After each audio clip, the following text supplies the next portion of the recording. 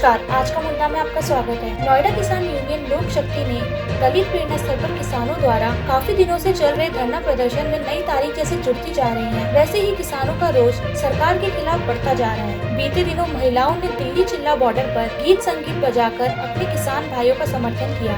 वहीं आज नोएडा के दलित प्रेरणा स्थल पर भारतीय किसान यूनियन लोक शक्ति दल के कार्यकर्ताओं द्वारा एक भैंस के आगे बीन बजाकर केंद्र सरकार के खिलाफ विरोध प्रदर्शन किया। इस दल के किसान नेता ने इस धरना प्रदर्शन को लेकर अपनी रूपरेखा व तैयारियों के बारे में बताया।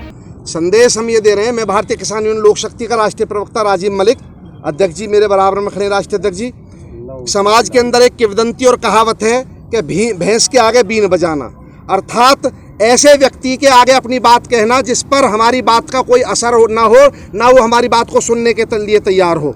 ऐसे ही अंधे के आगे रोना, ये मुहावरा है, और अपने नैना खोना।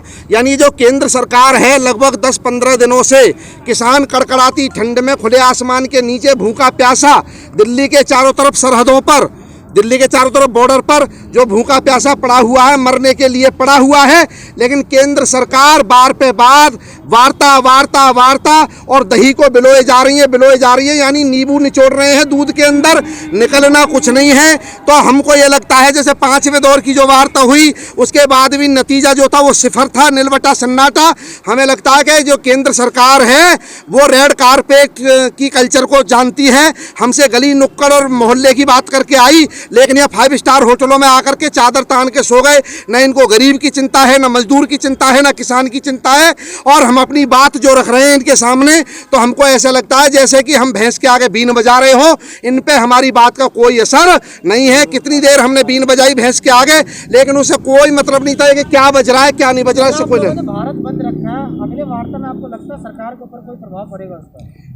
दिन ठीक होंगे तो पड़ना चाहिए। वैसे मुझे लग रहा है कि सरकार के दिन घेर रहे हैं, मुझे लग रहा है दिन उल्टे चल रहे हैं, उसके पत्रा दिखवाना चाहिए। कल के लिए आपकी क्या तैयारी है? कल की तैयारी जो नजर आएगी आपको सुबह को चारों तरफ, बिल्कुल। हालांकि हम किसी बीमार को, किसी परेशान को परेशान नहीं करेंगे, लेकिन जो भी आह्वान करते हैं पूरे देश की जनता से, चाहे व्यापारी हो, चाहे मजदूर हो, चाहे दूसरे क्षेत्र के लोग हों, कि किसान अन्नदाता है। 80 करोड़ किसान देश के अंदर है। किसान सुरक्षित है तो देश सुरक्षित है, और यदि किसान संकट में है तो सारा देश संकट में है।